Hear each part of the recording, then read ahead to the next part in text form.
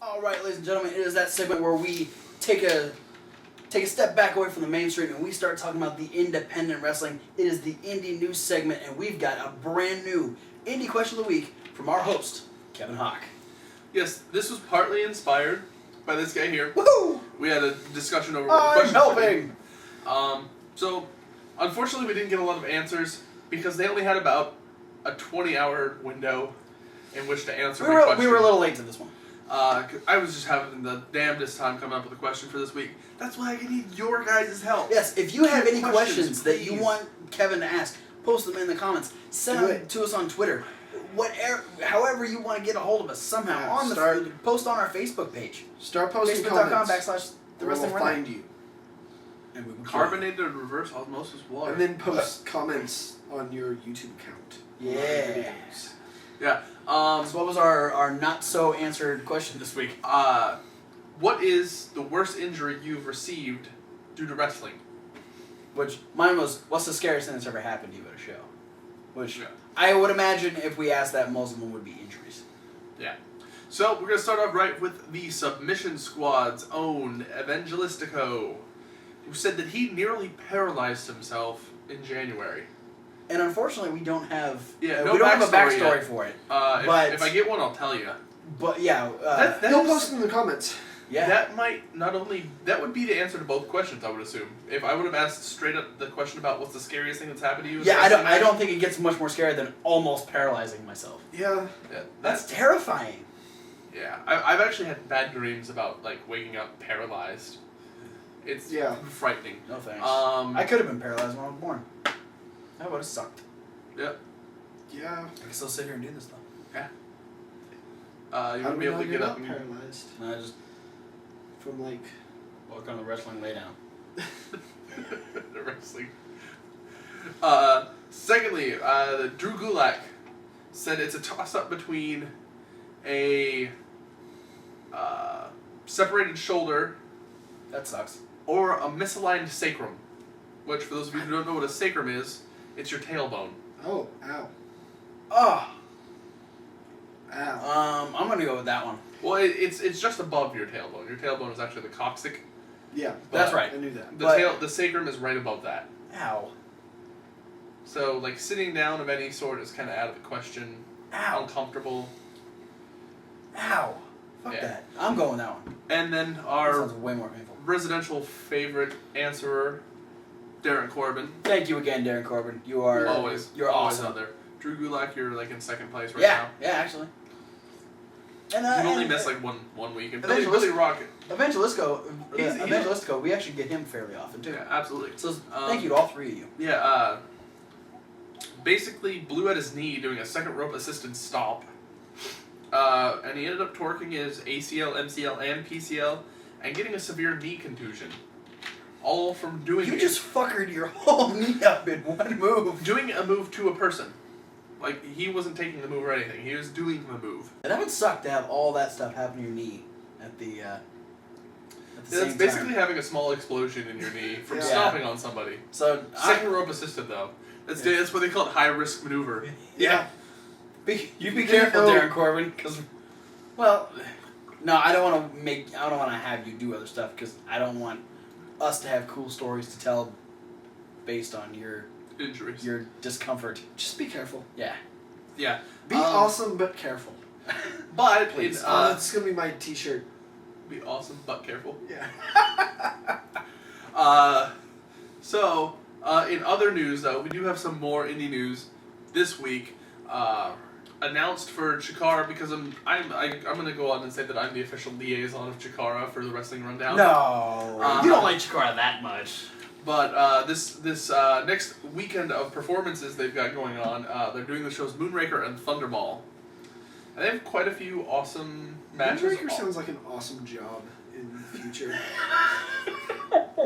Kinda does, actually. I wouldn't like to break awesome, the mood. But at the same time, lonely. like just really tedious. Well, it's awesome for the first 5 minutes, and then you're like, fuck, got all this moon to rake. So all the kids get to go out and jump in a pile of moon. It's a good thing they've been playing it since like the 70s. Yeah. So. It's the name of a James Bond film. The big news revolves around Moonraker's main event. Yes. Which is going to be Icarus' second Grand Championship defense against the leader, or I guess second in command of the Flood, Jimmy Jacobs. Yes. But I mean, we have a lot of other cool matches. Ashley Remington is going to be going against Juan Francisco for the first time ever, and we're going to see the Colony versus the Block Party. Ah. You know, among other awesome matches. You know, so that weekend is going to be more fun than you could stake a chick at.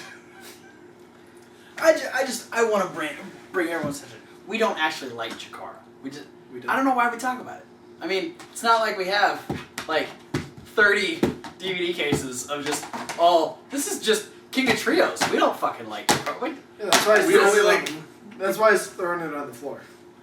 Yeah. Fuck Chikara. That's why That's I a lot. slapped him around. I love Chikara.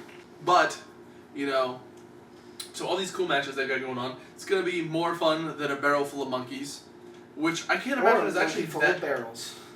That would be not fun at all. That sounds horrifying. Well, Poor monkey. that's actually like the game Donkey Kong. Yeah. He's just got a whole shit ton of barrels and he's throwing them at you, I'm which sure is also not fun either. No, I'm sure that's- King Kong ate a lot of Yeah, barrels. it's the plot of the next King Kong movie. He eats all the barrels in the world. Yeah. Fuck. So yeah, these awesome matches and more. I know there's more announced, but I'm blanking. Oh, we mentioned that during the night 3 of the King of Trios, the Jaka and Oleg the Usurper eliminated your favorite team, the Osirian Portal, Oh, that's right. out of the tag team gauntlet to win the tag team gauntlet. Yeah, Cindy Bacabella. This go around, Osirian Portal is out for revenge, and I believe it's going to be the main event of Thunderball. Yeah, They're going to be having a tag team match against the Osirian Portal. Is it just Osirian Portal versus Wrecking Crew? Mhm. Okay. I thought there was extra people that thought it was like a yeah, it's an Atomicos match. It's 4-on-4. It's 2 members of the Devastation Corporation teaming with Jaka and Oleg, and it's Osirian Portal and I can't remember who Osirian Portal is teaming with, but yeah, it's 4-on-4 Atomicos action. See, I was under the impression Osirian Portal versus Jaka and Oleg. That might be happening the other night then. Just playing tag match. We'll there'll be some sort of annotation down here to let you know. yeah. We'll let you know for sure what exactly is going on there. Chikara's not the only place doing big things though. I know upcoming soon for Ring of Honor, they're having their Clash of the Champions versus the All-Stars. Yes. Which we're going to have Jay Briscoe, Redragon, their tag team champions, and Jay Lethal, the television champion. Yes. They're going to be taking on Mark Briscoe, Adam Cole, Roderick Strong, and ACH. That right there. That's a hell of a match. yeah. Yep. I mean, I don't know much about Redragon because I haven't seen a lot of their stuff. But I mean, they are the tag team champions of Ring of Honor, so obviously they're doing something right. Mm-hmm. Yeah, winning titles. That's what they're doing right. But that's not the only thing that's coming up for Ring of Honor, because Ring of Honor this past Tuesday announced the first 4 participants in their Survival of the Fittest tournament. Now, this is a tournament they've been doing since 2004, and they've done it every year with the exception of 2008 and 2013. So we've got 8 tournaments that have already happened. The number of participants in this tournament range anywhere from 12 to 14 guys, and we've got the first 4 announced. The only time that was ever different was in 2009. It was supposed to be, I'm guessing it was supposed to be a 12-person tournament, but Delirious got a bye to the finals, so it actually ended up being only an 11-person tournament, because Delirious never actually faced anyone. And it's an interesting thing. The first round is all qualifying. Whoever gets announced, they'll be in qualifying matches, and you don't even know what type of match you're going to get. You can get a singles match, you can get tag team matches, you can get fatal 4-way matches. Just, it's really up to whatever the people at Ring of Honor want to put you in to make you qualify for the finals, which will be a 6-way elimination match to determine the winner of the tournament. So, per se, right now, they've announced 4 people. Yeah. But the fact that you have the ability that if it's a 6-way eliminator for the finish, there could be 6 4-way matches. Yeah. So, Yeah. I mean, all in all, this could be like a 24-person tournament. Yeah. I mean, If they want it to be. yeah, if they want, if They they want want a 36-person tournament. If they want 6-way eliminators to a 6-way eliminator. that would be a lot of friggin' people. It's That'd be the whatever the fuck we want tournament. Yeah, because it's Very Ring of much. Honor. They can do whatever the hell they want. Except for And Keith of, Speed. I mean, all of the winners, the past winners of this tournament, is a who's who of stars. 2004, Bryan Danielson was the very first winner, a.k.a. Daniel Bryan. Oh, that guy. 2005, the Messiah, the Backbreaker, Roderick Strong. 2006 was Delirious. 2007 was Chris Hero. 2009 was Tyler Black, a.k.a. Seth Rollins. Like him. 2010, current tag team champion in TNA, Eddie Edwards, won the tournament. Oh, I was thinking Stardust. He's not in TNA. Before you said that though, you just said tag team champion. I was like, You gotta wait for the statement to end. 2011, former Ring of Honor World Champion Michael Elgin won, and then in 2012, the last tournament, the current ROH TV champion Jay Lethal was the winner. like Jay Lethal. Yes, yeah, He's awesome one of my stuff favorites. awesome stuff in TNA. Still doing great in Ring of Honor. But as for the first four people, Jay Lethal is my second favorite Macho Man. as he should be. Yeah. But Maybe. before the first four people announced for this tournament, first off we got Matt Sydal, aka Evan Bourne, recently making his return to Ring of Honor. He's actually He's been in these tournaments before. yes, he made it to the finals in 2006 but lost to Delirious. But this is actually only the second time he's been in the tournament. Up next we have Cedric Alexander, who is the tag team part of ACH. Yes. Very extremely talented, athletically gifted guy. I mean, you could basically assume that because he's in Ring of Honor. Mm-hmm. But, you know, he's one of those guys who's very much like the way I explain ACH to people is he's in that level of maybe a step above and beyond a lot of people in the realm of athletic ability. Wow. He's up there with the ACH, the Shinrons, the Ricochets. Well, He's that's gonna benefit him well because he's entering his first Survival of the Fittest tournament. But he is coming off the win.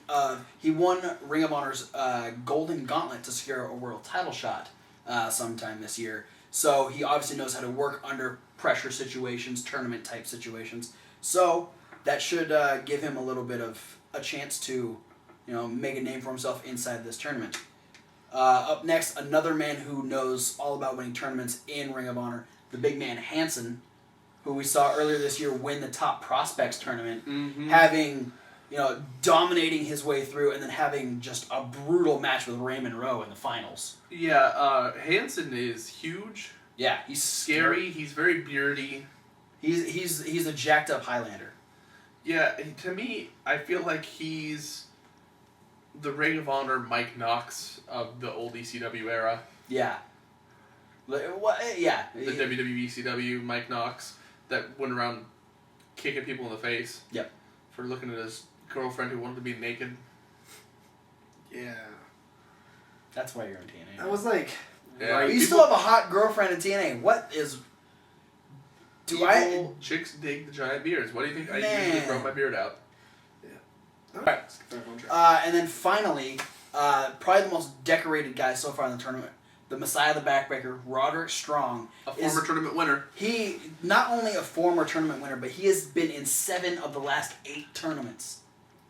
That's almost all of them. He's made it to the finals 5 times, and the one year he did make it to the finals and win. He eliminated Jarrell Clark, who... Mr. 630. Yeah, any of you who have seen old school TNA know who Jarrell Clark is. Eliminated him in the first round, and then Strong went on to win the 6-way eliminator against Austin Aries, Christopher Daniels, Colt Cabana, Jay Lethal, and Samoa Joe. Wow. So the entire TNA roster and Colt Cabana lost to Roderick Strong, and that was back in 2005. Yeah, So... That's when they were all still in TNA. Yeah. I think Colt Cabana is someone who could make me watch TNA if he joined. Oh, yeah. Yeah. But he's not stupid. Right. He's a very smart indie wrestler, which is why he stays on the indies. Yeah. And does great things in Chikara. Oh, yeah. But one person who will not be in the tournament, returning to the tournament this year, will be Michael Elgin. because the same day they announced the Survival of the Fittest tournament, he actually took to Twitter and quit Ring of Honor. So there was a lot of, he had some matches coming up that apparently they're going to have to switch around now. He did release a statement later in the week saying, I understand that me quitting through Twitter was really immature, but there were a lot of... But fuck you guys. Pretty much. There was, I guess they were in talks with a lot of, for different matches and different things that he was going to do, and they weren't going, they weren't really helping him make the decision, and so he just said, you know what, screw it, I'm done. And so Michael Elgin is no longer with Ring of Honor Wrestling. Well, if you're an indie star, there's one brand to join nowadays, and that's NXT. Yeah. Yeah, I would love to see Michael Elgin in NXT. I almost feel like maybe that's a move he's trying to make. Is like, hey, if I branch off here, maybe I can go get myself a tryout. But Michael Elgin also is one of those guys. He's got so much on his plate. Yeah. He constantly travels the world. He's a big, really freaking good. He's a big name everywhere, and he's a huge part of AAW and AIW. Yeah. So, it's not like there's going to be a lack of stuff for Elgin to do. Yeah. And I feel like really, more so than anything else, it's Ring of Honor's loss. Yeah, absolutely. That they didn't try harder to keep Michael Elgin. Yeah. So, maybe things will patch up quick and he can, work out a deal and come back to Ring of Honor, but as of right now, he is no longer with Ring of Honor. But despite the bad news, the Survival of the Fittest tournament is already looking good. I'm excited to see who else gets added to this, knowing the roster that Ring of Honor has. I'm very certain we'll be able to watch it on iPay-per-view. Probably. There weren't any details as far as like ordering it or anything. It will be on November 7th and 8th, so it'll be a 2-day thing. Yeah. It'll be in Columbus and Toledo, Ohio. Yeah, because I know the Champions vs. All-Stars is available on iPay-per-view. I would imagine Survival of the Fittest will be iPay-per-view as well. Yeah. They'll also be having you can get through the iTunes account, right? No, go to rohwrestling.com. Oh, okay. Not that kind of eye. Wrong eye. Internet pay-per-view. Yeah. And also their other upcoming shows like Final Battle. Yeah. And currently, as of recording this, they're doing Mike Bennett's Bachelor Party, which is apparently going to be a wrestling event as well. Quite a few people were supposedly going. Adam Cole was going to be there. Delirious was going to be there. So I hope he's the stripper in the cake. He just bah. Happy bah. Ba ba ba ba ba. Bachelor Party. But yeah, that's it for the indie news. We had a lot of news instead of questions. Yeah, more news than question, but that's good. A little change up from what we normally do. We'll hopefully get a few more answers to the indie question next week. We'll keep you updated on who else gets added to the Survival of the Fittest tournament. And we'll also keep you updated on what happens if Michael Elgin does decide to come back to Ring of Honor or not. But that is it for the indie segment this week. As we said next week, we'll try and throw in a PWG news bit too. Yeah. See what those guys are I'm up going to to. leave that up to you. But yeah, if you want to move on, we're going to be going on the midweek wrap-up. We got SmackDown coming up. We've got Fantasy Warfare again. It is Thomas Wolf's turn to pick the stipulation. Me and Kevin Hawk are going one-on-one. We're picking superstars. We don't even know who. I don't know who he picked. Glacier. I hope he picks Glacier. Make the stipulation. Yes, he picked Glacier. He doesn't pick the stipulation until after we told him who. We're going to change it up. I think if I did that, it would just override your pick. Like, that's what it would do. Like, you pick whoever, and then be like, oh, but the stipulation is you have to pick Glacier, and so... I think if he knows... If you want him to pick Glacier, post in the comments. Don't post. Oh, I won't like you anymore. But we're going to be moving on to the midweek wrap-up. You can click any of the videos that we've got over in the playlist. We will see you at the midweek wrap-up. How?